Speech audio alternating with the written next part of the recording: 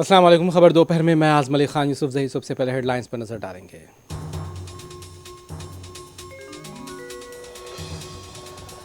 नेपाल में मुसाफिर तैयारा take off के दौरान क्रैश कर गया, 18 अफराद हलाक, पायलट के बच जाने की तिल्ला।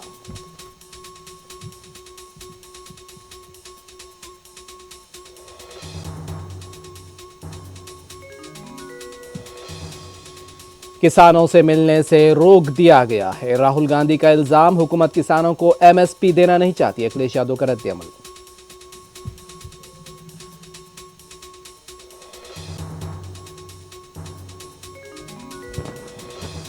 आंध्र प्रदेश में जमहूरियत का गला घोंटा जा रहा है, 45 दिनों में 30 कत्ल के वाकयात। जगन मोहन रेड्डी का दिल्ली में एहतजाज, मुख्तलिफ कायदीन का इजहार यगाम।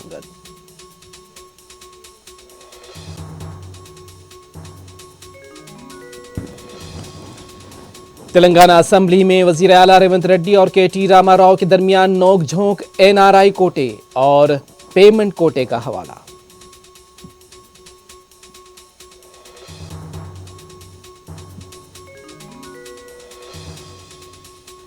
तेलंगाना असेंबली बजट इजलास के दूसरे दिन बेरोजगारों के मसाइल पर मुबाहिस की इजाजत न मिलने पर बीआरएस पार्टी का एहतजाज।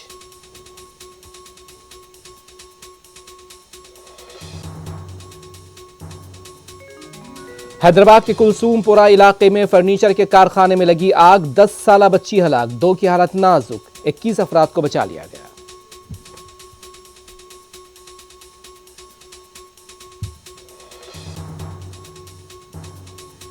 फिलिपाइन में तबाही मचाने के बाद तूफान ताइवान के करीब पहुंच गया। आज शाम तूफान ताइवान के शुमाल मशरकी साहिल से टकरा जाएगा।